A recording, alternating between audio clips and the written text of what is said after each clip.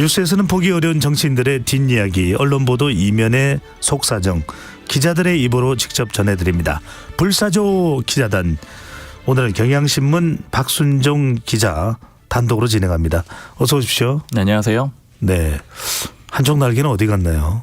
오늘 이재명 대표 일정 취재 때문에 이은지 기자는 부산 갔거든요. 아, 그래, 부산 현지에 취재 중이네요. 맞습니다. 그래서 그래서 오늘 원래 이제 예정된 일정이라서 그래서 못 오게 된 건데 또 가서 또 큰일이 있는 그런 상황이죠. 네, 이따가 뭐 전화로 연결이 가능할까요? 제가 잘 모르겠습니다. 그거는 네, 직접 물어봐야 될 것 같아요. 알겠습니다. 취재한 자세한 내용은 또 뭐 현장을 바로 연결하는 건 가능치 않을 것 같으니까요. 다음 주에 좀 더 생생하게 들어볼 수 있도록 하겠습니다. 바로 이야기부터 해야 되겠네요. 이재명 대표 부산 방문 중 목 부위에 흉기에 찔리는 피섭을 당했는데 어느 정도의 부상이고 지금 현장에서는 어떻게 파악을 하고 있는지요? 지금 사실은 공개되는 내용들은 별로 없어요. 그런데 일단 그 영상이랑 사진 같은 것들이 이미 많이 공유가 돼 있는 상태잖아요. 그러니까 보신 분들도 많으실 것 같고 그래서 일단 좀 걱정도 되는데 왜냐하면 날 것 그대로 많이 공유가 된 상태거든요. 그러니까 부상은 좀 심각한 것 같습니다. 이제 목 부위에 이렇게 흉기로 어쨌든 이렇게 가격을 당한 그런 상황이고요. 근데 뭐 수술 중인지 아닌지 이런 거에 대해서는 일체 지금 당에서 확인을 안 해주고 있거든요. 그러니까 병원 내부에서 좀 논의가 돼야지 얘기해 줄 수 있다라고 지금 권실승 수석 대변인이 얘기하고 있고요. 지금 서울대병원으로 이송이 됐다 이런 지금 보도도 나와 있는 상태입니다. 그러니까 처음에는 이제 부산에서 부산대병원으로 이송이 됐고, 네. 그다음에 서울대병원으로 이송됐다 이런 지금 보도가 나오고 있는 상황인데 이송이 된 걸까요? 이송 중일까요? 아마 이송 중일 거예요. 근데 네. 이건 저도 확인을 아직 못했거든요. 부산대병원까지 간 건 확인을 했고 서울대병원 이송은 이제 보도가 나오고 있는 상황이다 이런 정도로 좀 전해드릴 수 있을 것 같고요. 사실 이제 이 상황에 대해서는 지금 많이 우려를 하는 목소리들이 정치권에서 많이 나오고 있거든요.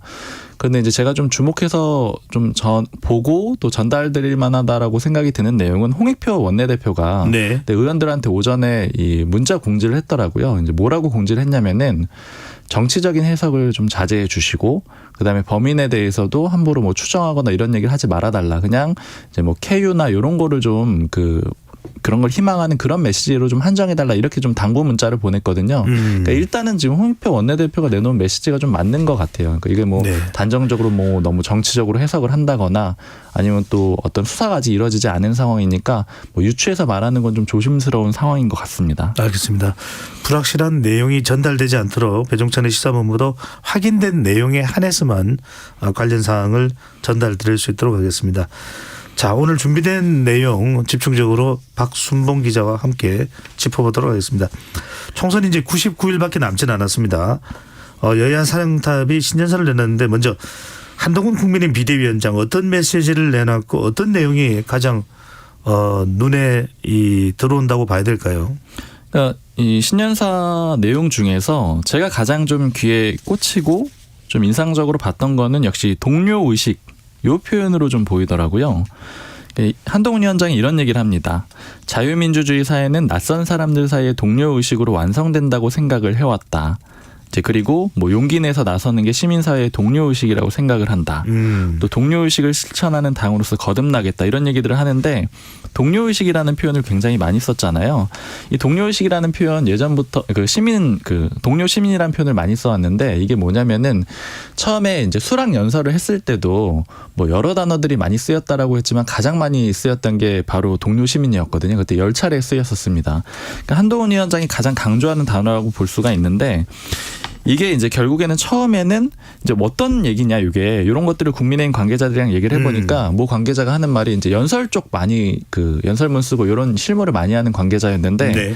제가 딱 들어보니까 이게 처칠 연설문이랑 좀 비슷하다 이런 얘기를 하더라고요. 그리고 나서 좀 더 찾아보더니 이거는 오바마 대통령 연설문하고도 비슷하다 이 표현들이. 그래서 결국 보니까 이게 사실 미국 연설문에 많이 나오는 표현이에요. fellow citizen이라는 표현을 많이 쓰죠. 맞아요. my fellow citizen이라는 그 표현으로 많이 쓰는데 그걸 좀 인용을 해왔다 이런 얘기들이 있었고, 그러니까 결국 이제 이걸 인용한 것만 가지고는 크게 의미는 없거든요. 왜냐하면 이제 직역을 한 거잖아요. 그 fellow citizen을 그대로 직역을 하면은 동료 시민인데, 근데 다만 이제 여기서 그래서 추가적으로 볼 거는 이번 신년사에선 요거를 좀 구체화시키고 있는 그런 과정이다. 그러니까 자신의 그런 브랜드로 만들려고 하는 걸로 보인다. 그러니까 동료 시민의 이런 것들이 시민 의식으로 확장이 확장이 된다 이런 표현들을 봐가지고 결국에는 이제 한동훈의 브랜드를 요걸로 내세우겠다 이런 걸로 좀 그 주목이 되는 내용이었습니다. 네.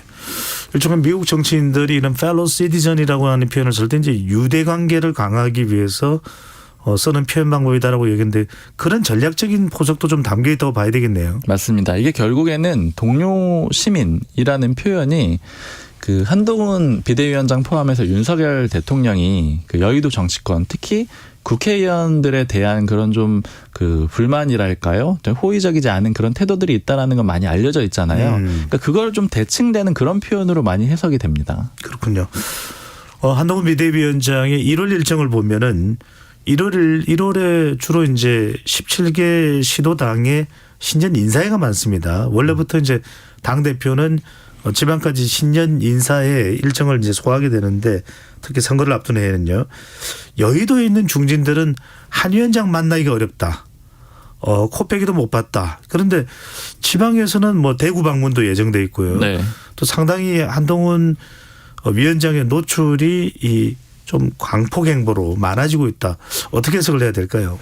그러니까 한동훈 위원장의 전략은 뭐 크게 두 가지로 좀 해석이 되는데 일단 첫 번째는 지금 전국을 도는 행보를 한다라는 거잖아요. 그러니까 결국에는 국회하고는 좀 거리를 두겠다라는 그런 의미로 보입니다. 이제 뭐 관계자가 하는 얘기가 한동훈 위원장으로서 좀 가장 까다롭게 상대하기가 좀 까다로운 게 김건희 여사 특검이라는 거예요. 근데 이제 김건희 여사 특검 국면이 한동안은 국회에서 오가는 그런 상태잖아요. 그러다 보니까 결국엔 이제 윤재욱 원내대표한테 좀 맡겨두고 지방을 도는 그런 일정을 소화를 하겠다라는 거죠. 이제 이렇게 되면은 윤재욱 원내대표가 다 전임을 하게 되니까 한동훈 위원장은 윤석열 정부의 2인자, 뭐 황태자 아니면 김건희 여사와도 좀 가까운 사이로 알려져 있으니까 이게 이제 일종의 뭐 이해충돌이다 이런 식의 비판이 있는 거잖아요. 그러니까 그런 것들을 좀 피해갈 수 있는 그런 행보가 한 가지가 있는 거고요. 또 하나는 이렇게 돌면서 결국 이제 전국 선거운동을 하게 되는 것인데 이게 이제 아까 말씀하신 그런 부분들이 있는 것 같아요. 그러니까 국회의원들을 가장 먼저 만나지 않잖아요. 그러니까 동료 시민들을 먼저 만나는 그런 행보로 보이는 거죠. 그러니까 이거는 결국에는 동료 시민이란 브랜드를 띄우는 것이기도 하고 또 하나는 이제 의원들과의 거리를 좀 어느 정도 두겠다. 의원들과 거리를 두게 되면 어떤 일이 일어나게 되냐면 일단 한동훈 위원장이 가장 일성으로 주목을 많이 받았던 거는 총선에 불출마하겠다 이런 얘기가 되는 거잖아요. 그래서 좀 의원들이 긴장을 하고 있는 거거든요. 왜냐하면 내가 불출마를 했으니까 다른 사람한테 요구하기는 굉장히 쉬워지는 거잖아요. 그러면 의원들과의 접점은 최대한 줄이고 향후에 이제 공천 그런 대대적인 물갈이가 일어날 수가 네. 있다. 이제 이런 예측을 하게 되는 거고. 공천 피바람 예고설 이거 비슷할 수도 있겠네요. 맞아요. 그리고 항상 이제 이 공관위원장 뭐 양당 다 취재를 해보면 하는 얘기가 공관위원장을 외부 인사로 하게 되면은 그러면 의원들이 좀 개입하기가 어려워진다라는 거예요. 이게 무슨 얘기냐면 내부의 정치인들을 하게 되면은 그러면 이제 전화도 해가지고 사정도 얘기하고 아니면 뭐 친한 관계가 있으면은 뭐 물어도 볼 수가 있고 아니면 적어도 정치권 인물이면 물어서 찾아서 들어갈 수도 있잖아요. 근데 이런 거 방지하려고 보통 외부 인사를 많이 쓴다라는 거예요. 그러니까 한동훈 위원장도 좀 마찬가지라고 볼 수 있을 것 같아요. 공관위원장은 아니지만 외부에서 온 비대위원장인데 의원들하고 접점을 많이 만들지 않고 바로 외부로 돌아서 이건 결국엔 이제 당내에서는 의원들이 아 공천 이제 대대적인 물갈이가 있지 않겠느냐 이렇게 우려하는 지점 중에 한 가지입니다. 네. 주로 이제 비대위원 구성도 비정치권 인사들로 많이 한 것도 그런 포석이 아닌가라는 얘기인데 특히 한동훈 비대위원장의 1월 일정을 보면 영남권에 많이 신경을 쓴다 이런 진단이 나오네요. 맞아요. 지금 방금 말씀하신 부분도 한번 좀 짚어볼 만한 게 장동혁 의원이 사무총장이 됐잖아요. 그 장동혁 의원은 초선이기도 하고 그리고 보궐로 들어왔어요. 그러니까 굳이 표현하자면 0.5선 정도 되는 인물인데 사무총장은 통상적으로는 아무리 빨라도 재선이고 보통은 이제 3선 내지는 4선 정도가 많이 해왔었거든요. 중역이죠. 네. 근데 이 초선에 그것도 보궐로 들어온 인물을 맡겼다. 그리고 장동혁 그 신임 사무총장 같은 경우에는 한동훈 위원장에 대해서는 좀 비판적인 얘기도 이제 좀 한 걸로 그렇게 알려져 있는 상태거든요. 그러니까 이런 것들을 다 고려해가지고, 그러니까 소위 이제 비윤계를 끌어안는다라는 그런 명분도 내세우고 그러면서 동시에 의원들 중에서는 결국 이제 사무총장은 의원이 할 수밖에 없거든요. 그런데 의원들 중에서는 다선이 아닌 그 의원을 선택을 했잖아요. 그것도 충청권으로요. 그러니까 이런 것도 결국에는 향후에 공천을 좀 편하게 하겠다. 그러니까 걸리는 게 없이 하겠다. 이런 의미로 좀 해석이 되고 또 여의도 연구원장도 마찬가지로 그냥 기자 출신을 외부에서 데려온 상태잖아요. 그러니까 이런 것들도 다 그런 그림으로 좀 보이는 상태입니다. 네. 그러니까 대구 쪽 가는 거에 대해서는 한동훈 위원장이 결국에는 이제 대구 경북 이쪽을 물갈이를 하면서도 전통적인 지지층을 좀 잡고 가겠다라는 그런 의도로 많이 보이는데 그 국민의힘 내부 분위기 들어보면은 모 중진 의원 같은 경우에는 제가 얘기 들은 게 한 3주 정도 전인 것 같은데 그때 이미 대구로 거의 모든 보좌진들을 다 데리고 내려갔어요.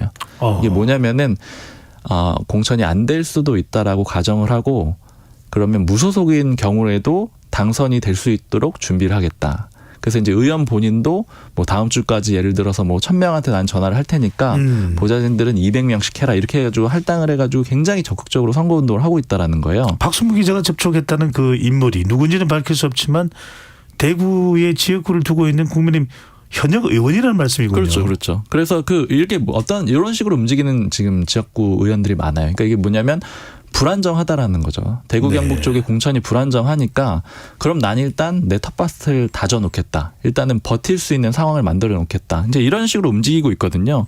그러니까 결국 그 한동훈 위원장이 대구 경북을 신경 쓰는 것만큼 대구 경북 의원들도 한동훈 위원장을 신경 쓰고 있는 그런 그림인 겁니다. 네. 혹시 대구의 그 분의 뭐 초성이라도 알려줄 수 있나요? 아니 너무 몇 명 안 돼가지고. 알겠습니다. 네. 자, 이재명 더불어민주당 대표 지금 피섭을 당했다는 소식도 전해드렸습니다만 신년사 분석을 해보겠습니다. 이재명 대표가 칼로 죽이는 것과 잘못된 통치로 죽이는 것은 차이가 없다.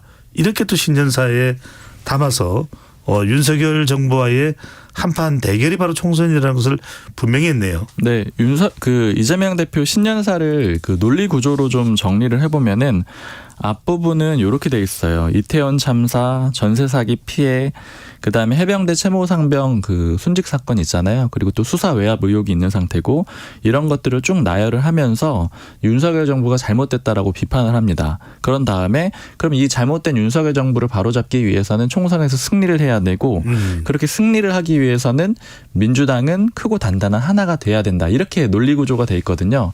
그래서 이 논리 구조를 보면은 마지막에 방점이 찍혀 있는 거예요. 그러니까 크고 단단한 하나가 돼야 된다. 근데 이 얘기를 하면 이제 떠오르는 게 있으실 것 같은데 이낙연 전 대표가 신당 창당을 준비하고 있는 그런 상황이잖아요. 그러니까 결국에는 이런 얘기들은 당내 통합, 이낙연 전 대표의 신당 창당의 명분도 좀 약화시키고 당내 통합을 강조하는 그런 그 신년사라고 볼 수가 있어요. 네, 그렇군요. 이재명 대표 어제는 국립현충원을 방문했고 김대중 전 대통령 묘역을 방문하는 그 지점에서 한동훈 비대위원장과 마주치기도 했습니다. 네. 자, 그런데 한동훈 비대위원장은 사실상 이제 정치 첫발을 디디면서 현충원에 있는 서울현충원입니다. 전직 대통령들의 묘역을 다 참배했는데 이재명 대표는 달랐습니다. 김대중 전 대통령 묘역만 콕 집어서 참배를 하고 오늘 이제 부산으로 내려가서 노무현 전 대통령 그리고 문재인 전 대통령 평산으로 방문을 해서 양산이죠. 또 만날 계획까지 있었는데 이렇게 전직 대통령 묘역을 참배하는 것 자체가 좀 차이가 났습니다. 맞아요. 이재명 대표가 김대중 전 대통령 또 노무현 전 대통령만 방문하는 이유가 있을까요? 일단 일정만 한번 다시 좀 정리를 해드리면 어제 오전에 김대중 전 대통령 묘역을 갔고 오후에 노무현 전 대통령 그 봉화마을 찾았습니다. 네. 이제 권양숙 여사도 만났고요. 그리고 원래 오늘 문재인 전 대통령 만나기로 돼 있었는데 이거 일정은 취소됐다라 그래요. 이제 아까 그런 상황이 있었기 때문에 취소가 됐다라고 당 대변인이 설명을 하고 있는 그런 상태고요. 근데 요 흐름에 대해서 당의 좀 주요한 관계자한테 물어봤더니 이제 이렇게 얘기를 하더라고요. 뿌리를 강조를 하는 거다. 그러니까 이재명 대표로서는 지금 이제 아까 말씀드린 이낙연 전 대표의 신당 창당 문제가 최대 가장 큰 리스크인 상황이거든요. 그러니까 당에서 나오는 얘기들은 뭐냐면 이 민주당의 뿌리가 어디서 오는 거냐 이게 표현 그대로 전해드릴게요. 김대중, 노무현, 문재인으로부터 오는 거 아니냐. 그리고 그 뿌리와 연결된 가장 큰 정치인은 이재명이라는 점을 보여주는 것이다. 이렇게 설명을 하더라고요. 그러니까 결국 이낙연 전 대표가 신당 창당을 하면서 뭐 3총리가 붙느냐 안 붙느냐 뭐 이런 얘기들이 나오면서 어디가 민주당의 진짜 줄이냐 이런 얘기들이 나오고 있는 거잖아요. 그러니까 이런 상황에서 이재명 대표가 전직 대통령들을 쭉 만나가지고 자신이 정통 적자다 이런 점을 보여주는 그런 행보를 하는 와중이었던 것입니다. 그렇군요. 자, 신년 여론조사가 이제 쏟아지고 있습니다. 관련해서 오늘 개요를 다 소개해드려야 돼서 이 박승동 기자와의 불사조 기자단에서는 수치는 구체적인 수치는 소개를 안 드립니다.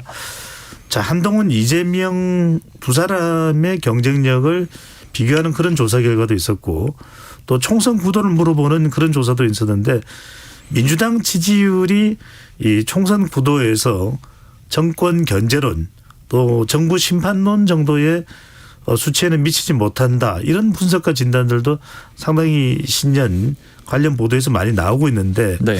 어떻게 해석해야 될까요? 사실 이제 이 부분이 굉장히 좀 중요한 게 뭐냐면은 총선을 예측을 서로들 많이 물어보잖아요. 뭐 의원들도 물어보고 아니면 기자들이 의원들한테 물어보고 혹은 뭐 반대로 물어보기도 하고요. 그런데 이제 전반적인 분위기들은 뭐냐면은 민주당 내부 먼저 말씀을 드리면은 당 주류 같은 경우에는 대통령 지지율로 총선을 치르는 것이다. 이렇게 예측을 하는 사람들이 많아요. 이게 무슨 얘기냐면 정권 심판론이 높으면 민주당이 유리하다라는 얘기고 반대로 이제 정부 지지론이 높으면 여당이 유리하다 이렇게 본다라는 거죠. 그렇죠. 이게 당 주류의 시각인데 근데 민주당 내부에서도 비판적으로 얘기를 하는 사람들이 있습니다. 이 시각에 대해서 그게 아니다. 정당 지지율에 연동이 되는 것이다. 그러니까 대통령 지지율보다는 당 지지율을 기준으로 봐야 된다 이렇게 얘기를 하는데 지난 대선 때 민주당이 크게 대승을 거뒀었잖아요.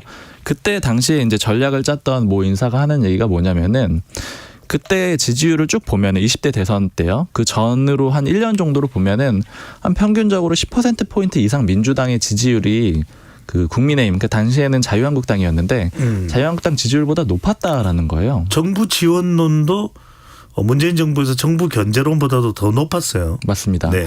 그런데 이제 그 사람은 정당 지지율을 초점으로 보겠다라는 거죠. 그랬기 때문에 압도적으로 승리를 할 수가 있었는데 이번에는 그렇지가 않다라는 겁니다. 그러니까 이번에 그렇지 않다라는 상황은 뭐냐면 이제 수치는 말씀을 안 드리겠지만 정권 심판론이 전반적으로 여론조사에 다 높습니다. 뭐 낮은 여론조사는 없었어요. 다 높은데 그런데 그렇다라고 하면은 그러면은 국민의힘이 지지율이 낮아야 되는데 그건 또 아닌 거예요. 민주당하고 국민의힘의 지지율이 뭐 엎치락 뒤치락 하기도 하고 어떨 때는 국민의힘 지지율이 더 높기도 하고요. 그러니까 당 지지율하고 정부에 대한 지지율이 이제 소위 말하는 디커플링, 그러니까 분리가 돼 있다라는 거죠. 연동이 돼 있지 않다라는 거죠. 총선 구도의 결과와 정당 지지 성향이 다른 결과가 나오네요. 맞습니다. 그래서 이제 이런 상황에 대해서 해석들을 하는 거죠. 민주당 주류에서는 정권 심판론 높으니까 우리가 총선 이길 수 있어. 그 얘기는 결국 이재명 대표 체제로 갈 수 있다. 이런 얘기가 되는 것이고 반대로 비판적으로 얘기하는 쪽에서는 아니다. 정당 지지율이 더 중요하기 때문에 그렇게 된 이 상태로 쭉 간다라고 하면은 총선에서 이기기가 어렵다. 이렇게 얘기가 되기 때문에 이게 이제 지도부의 그런 안정과도 연결이 돼 있는 그런 그림이고요.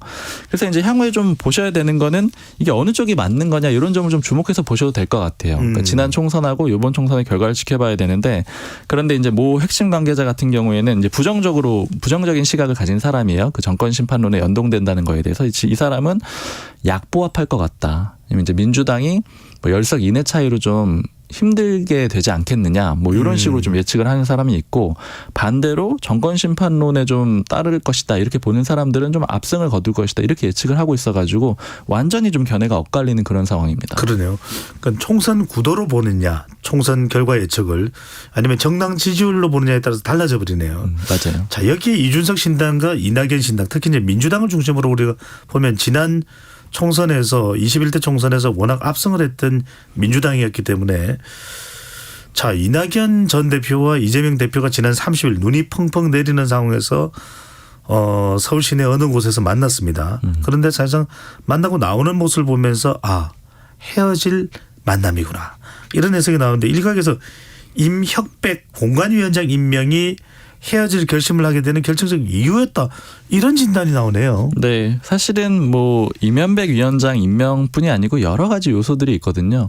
제가 금요일에 그때 이제 토요일에 만났잖아요. 금요일에 만날 예정이다라는 기사를 쓰면서 이제 그런 뉘앙스를 이미 좀 담았었는데 명분 싸움을 그 두 전현직 대표가 했다라고 볼 수밖에 없는 여러 가지 근거들이 있었어요. 일단 첫 번째는 방금 말씀하신 대로 이면백 위원장을 금요일 오전에 임명을 했거든요. 당 임혁백입니다. 네.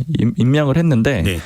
결국에는 그 이낙연 전 대표 쪽에서 나오는 그러니까 익명으로 나오는 얘기는 뭐냐면 그러니까 제가 이제 통화하면서 들은 얘기는 뭐냐면은 그 삼총리 공동선대위원장 체제에 대해서도 굉장히 비판적으로 얘기를 했거든요. 그때 비판적으로 얘기하면서 드는 근거가 뭐냐면 선대위원장이 공천에 무슨 영향을 끼칠 수가 있느냐. 영향도 못 끼치는 그냥 간판일 뿐이지 않느냐 이렇게 얘기를 해요. 그러니까 이 얘기는 뭐냐면 공천에 어느 정도 영향을 줄 수 있어야지 협의가 가능하다라는 얘기가 되는 거잖아요.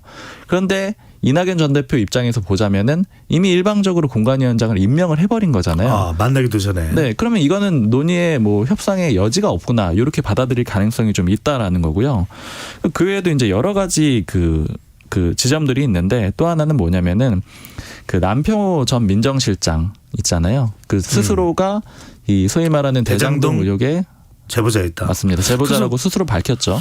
민주당 내부에 특히 이제 친명계 쪽일 것으로 추정이 되는데 민주당 내부에서는 오히려 임혁백 공천관리위원장 임명이 아니라 남평호 전 민정실장이 대장동 사건의 제보자라는 것이 오히려 헤어질 결심의 결정적 분수령이었다. 이런 해석도 나와요. 맞아요. 그러니까 이게 서로 상대 때문에 헤어지는 거야 이렇게 계속 얘기를 하고 있다라고 이해를 하시면 되는데 그게 말씀하신 대로 친명계 쪽에서는 그렇게 보는 거죠. 이 남평호 전 민정실장이 내가 제보자다 이렇게 얘기를 한 거는 이낙연 전 대표의 뜻이 없이 그게 가능했겠느냐라는 거예요. 해석 자체가. 그리고 이거를 발표를 할 때 이낙연 전 대표의 싱크탱크 연구소에서 발표를 하게 됩니다. 그러니까 결국에는 이건 이낙연 전 대표의 뜻이다라는 거고 그럼 이 얘기는 뭐냐면은 이렇게 얘기를 해가지고 그러면 우리를 공격해라. 공격을 하게 되면 우린 그걸 근거로 떠날 거다. 이제 이렇게 지금 친명계 쪽에서는 받아들이고 있는 거고, 그 이제 주류 쪽의 모 인사가 저한테 하는 얘기는 뭐냐면은 절대로 명분을 안 줄 거다. 이런 얘기를 하는 거예요. 그래서 이제 소위 그 프레스 가이드라인이라고 하죠. 내부적으로 얘기를 한 게 이런 얘기를 했대요. 남평호 전 민정실장에 대한 그 제보자라고 스스로 밝힌 거에 대해서는 절대 논평을 하지 마라.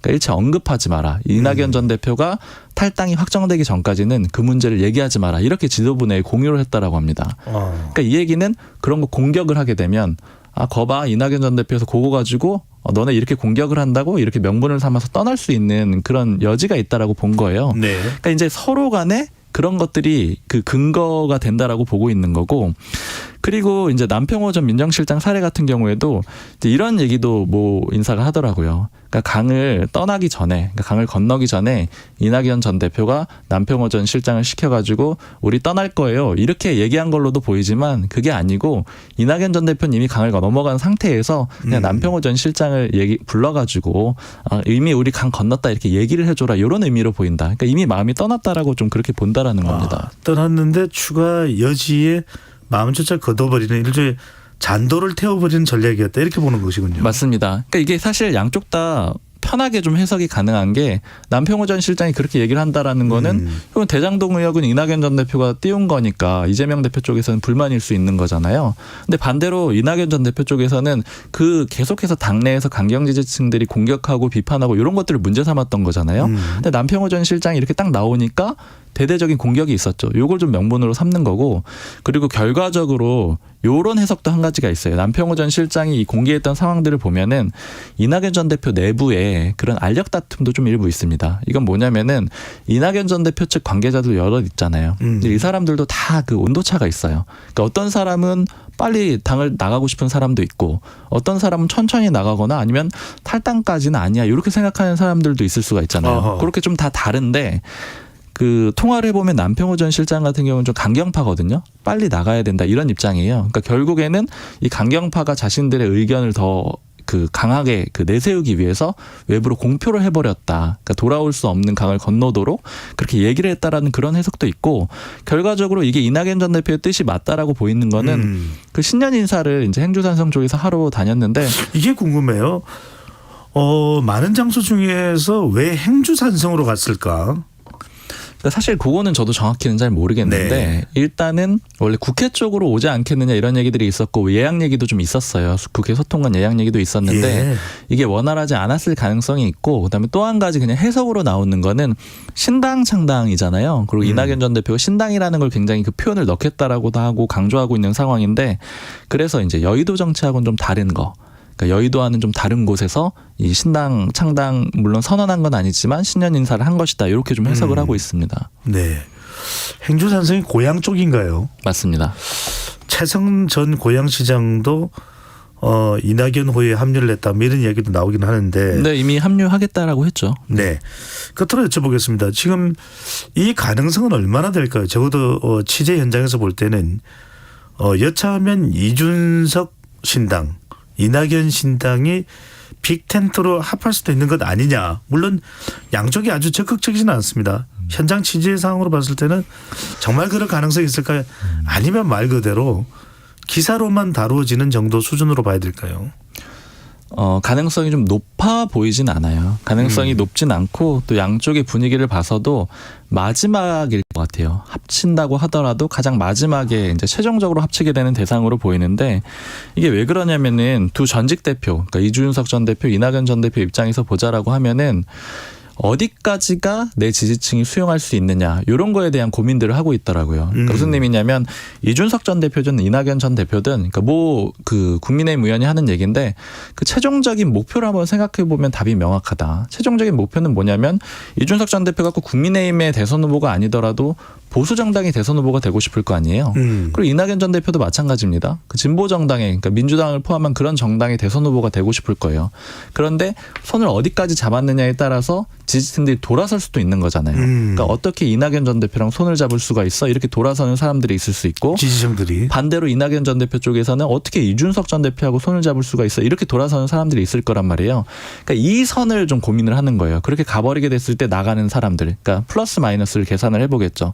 그런 점에서 좀 쉽지가 않은 겁니다. 그런데 다만 그래도 여전히 가능성이 좀 열려 있다라고 보는 거는 3당이 신당이 성공을 하려면 현역 의원들을 확보를 해야 되는데 이낙연 전 대표든 이준석 전 대표든 이런 것에 가장 크게 관심이 많아요. 특히 이준석 전 대표 같은 경우에는 현역 의원을 가장 중요한 기준점으로 보거든요. 그래서 이제 예전에도 언급을 드렸는데 류호정 의원 같은 경우에도 제가 모 인사한테 들은 얘기로는 이준석 전 대표가 류호정 의원은 그 가치 같은 거 뭐 동의하기가 좀 어렵겠지만 만약에 현역으로 넘어올 수만 있다라고 하면 받을 수 있다 이런 식의 좀 표현을 전달한 적이 있다라 그래요. 그러니까 그만큼 네. 현역 의원의 숫자가 중요한 거거든요.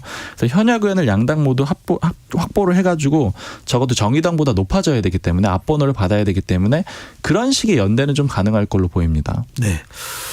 방금 전에 보도 전문 채널로 들어온 속보인데요. 이재명 대표가 부산대에서 응급처치가 된 이후에 서울대 병원으로 재이송 중에 있다는 소식이 들어왔습니다.